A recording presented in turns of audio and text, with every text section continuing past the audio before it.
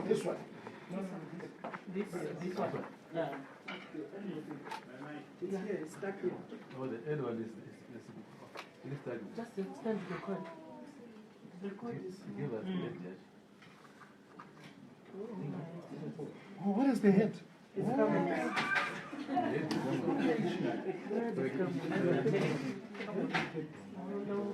Just the small part. The smaller one is what is in here. No, thank you very much. Ladies and gentlemen, welcome to this press conference. It is a press conference about the deliberation and resolutions of the leadership of the Movement for Democratic Change concerning quite a number of issues. So the press conference is going to be addressed by our President, His Excellency, President Advocate Nelson Chamisa. So over to you, His Excellency. Here are members of the press for you to address them. I thank you. Thank you, our Deputy National Chair, Honorable Job Scala. And just to say that with me here, colleagues from the press, I've got members of the leadership, the senior leadership in the party.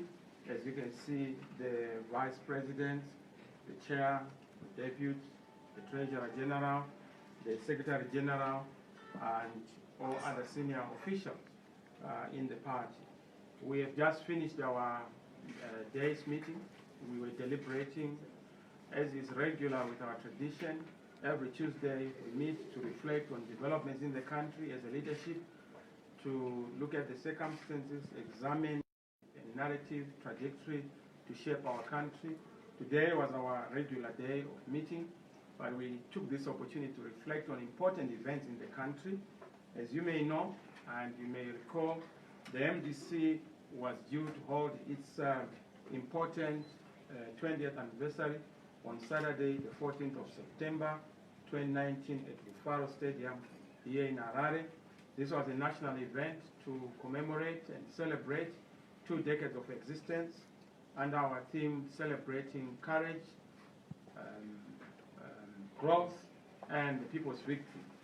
It's clear that this day has now been on account of deliberations by the leadership and on a unanimous position by the leadership to postpone this day so that we set aside this weekend and the coming days for the day of national mourning, and in line with the national memorial that has been set aside by our nation as a gesture of not just nation building, but also making sure that we respect our principles of Ubuntu. As you know, we are MDC, a part of excellence. We do things that are consistent with our values of social democracy, values of Ubuntu, solidarity, and empathy. And we have decided to postpone this important anniversary to the 28th of September 2019, so as to allow the funeral proceedings and events not to compete with our anniversary celebrations. In fact, it is in line with our values of Ubuntu, solidarity, and empathetic leadership that you don't celebrate when your others are mourning. It is just an African. It is also not in line with our own values as a party. As a social democratic party, we are very clear that we have differences, political differences, with Mr. Mugabe, which differences are well recorded. Those differences with the late Mr. Mugabe are not supposed to be played up at this moment. This is not the time to rehash our differences. Yes, we have scars, some of which are visible on our faces, on our bodies, scars of the challenges that we faced on account of past commissions and omissions, but we will not allow bitterness to drive and move us. And this is the time for us to be in solidarity with the family and relatives of Mr. Mugabe as they mourn together with friends, including colleagues who are on the African continent, who are going to be coming to be with us. The MDC does not want to use Mugabe's death to score political points. We have avenues and platforms that are sufficient to address our huge challenges we are facing as a country. And we will use those platforms for appropriate engagement and not at Mugabe's funeral. As a social democratic party, we don't take our differences with our political competitors or adversaries to the grave and beyond death. Hate and hatred is not part of our agenda, and therefore the passing on of the former president, Robert Mugabe, should be a reminder to the leaders of today, tomorrow, and the future on how we must treat each other as Zimbabwe. The position we take today is not to wish away issues of justice, but to do with the issues of transitional justice, which we hope would have an appropriate time to reflect on. We as MDC would want to exhibit our role in making sure that we build our nation, we heal our nation, we unite our people, and we bring freedom and justice to every Zimbabwean who feels deprived of the same. This, for us, is an opportunity to reflect on the values of nation building, democracy, justice, tolerance, equality, freedom, and solidarity that are cardinal in our democratic structure. That, ladies and gentlemen, defines who we are as a social democratic party, but also as a people's party. And we are a people's leadership, because we are a people's leadership when people, some of the people, are in mourning. We are enjoined to be in mourning, all of us. We believe in solidarity, an injury to one, an injury to all. Indeed, an injury to those who feel bereaved because they've lost their loved one is also an injury to us. And of course, it is in that context that we have made the decision that we have so made as a leadership. I want to thank you. May God bless you. Thank you very much, Your Excellency, for the statement delivered. If there are any members of the press who have got questions to ask and who want to seek clarifications, now is your time. Those who have got questions or clarifications. And questions, not bones to chew. Sure. Just questions. Yes, sir. I just wanted to find out, is the MDC going to attend the funeral of the former president? Okay. Over to you, Your Excellency. Thank you very much. Who asked the question? Oh, my name is Tendai Kamugira from the Daily News. Oh, thank you, Tendai. Yes, we deliberated on a number of issues. Chief among them is the role that the MDC is going to play. We acknowledge the fact that we are the leading party. Yes, there's the ruling party, but we are the leading party in this country. Now, leadership is such that you must be exercising leadership in every aspect. And we've said after engagement, we are going to make sure that we accord the civility, the Africanness, and the humility and honor that has to be bestowed on a development of this nature. I understand there are heads of state that are going to be coming. It's only necessary for some of us to give them respect and honor. Opposition leaders from across the continent who may be coming, it would not be in good standing for us not to also provide the necessary leadership in the country. Yes, we have our differences with Mr. Mnangagwa that are well documented. This is not the opportunity to settle political points, even with Mr. Mnangagwa, whom we disagree with, because we are chalk and cheese. You know, we are night and day, but this is not the opportunity to define our differences. This is our opportunity to find common points of doing what is expected in our African tradition, to mourn the dead and to give them the dignity and honor, and as much as we do all those differences. Thank you very much. Another question? If there is anybody who wants to ask a question? Yes, sir. Okay, I'm here from Kukuta Settlement.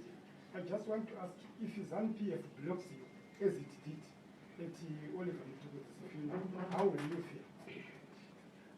Your Excellency. I'll feel very good, because I'm not the first one to be blocked by such rogue elements. But like I said, this is not the opportunity to settle political points. This is a national event. It's not a partisan event. It's not even a state event. It's national, meaning to say that it's all Zimbabweans. So we don't expect, but of course if that happens, that will be unfortunate. That will show you what we have not learned. And let Mr. Mugabe be a good teacher. He was a teacher in his life. Let him also be a good teacher even when he's not there, even in death, to teach us to understand that there are elements and activities, events that should unite us as a people, so that we build a nation. You know, ZANU-PF cannot claim Mr. Mugabe, because Mr. Mugabe was no longer a member of ZANU-PF. He was expelled. If anything, he had not yet fully joined the MDC, but he said supported and endorsed the MDC, particularly my candidature, as a viable alternative for the country. So we must honor that. You know, the fact that he publicly verbalized his endorsement is something that shows that he had ultimately realized that there is indeed an alternative that is going to keep this country stable, transformed, and modern. Yes, sir. My name is Abdul Karangoro from Zimon Post. Zimot? Zimon Post. Okay, okay. Is MDC going to wear party regalia on the burial? Well, clearly, this is not a party event. This is a national event. You know, people have to reflect on this development in the context of nation building. We are not there to score points politically. We are not going to be trying and show ourselves to be, more monarchs than the others, or more people who are believing than the others. This is an event to give honor to Mr. Mugabe. It's only necessary that we do that. Mind you, we say that he contributed positively and negatively. And let's be objective about the contributions. We will not emphasize the negative, what the opportunity to do so is with us, so that we are able to build on the negatives. We are able to then correct the mistakes, right the wrongs, and also negate the negatives that we have seen. It's all of us, and we have the duty as people, as citizens, together to be able to move forward. So don't worry about this regalia. It's more important to mourn than to be putting on regalia. That's the most important thing. Yes, sir. Okay, thank you. My name is Leo from newsmapper.com. What is your message to those MDC supporters who lost relatives and friends to Robert Mugabe, who feel that the MDC leadership is being soft on the former president Robert Mugabe? I don't know why you would call soft or hard, particularly on the dead. Do we look like we are foolish to want to revenge and focus on a dead Mugabe? We had opportunity to engage Mugabe when he was still alive, and we differed with him. We fought so hard, and we continue to fight so hard. As to our supporters and those, I'm one of them. All of us around the table have stories to tell. But we've said bitterness will not move nations forward. Revenge and anger cannot be pillars of building a society.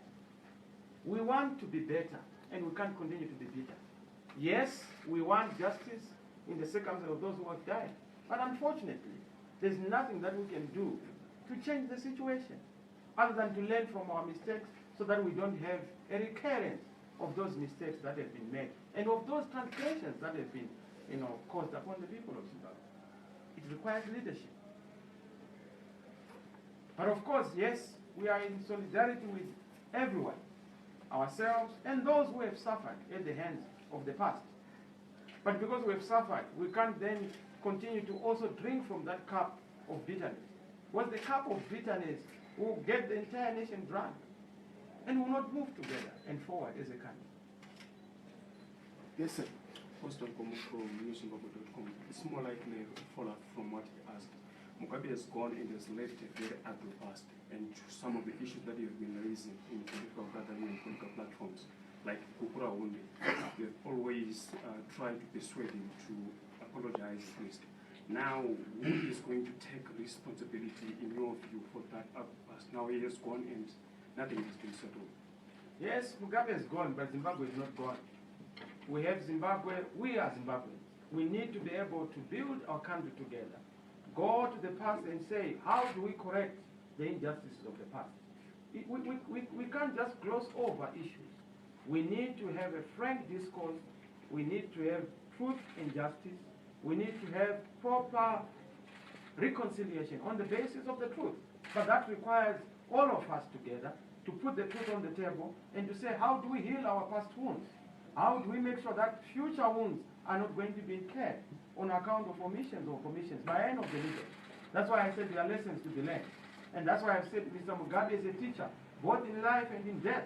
And we must be able to learn a lot of lessons about how to build a nation, how to progress a nation, and how to prosper a nation. And this is our opportunity to move forward, to close old chapters and new chapters being opened, close old pages and have new pages of transformation, new pages of peace, new pages of prosperity, and new pages of taking the entire nation forward.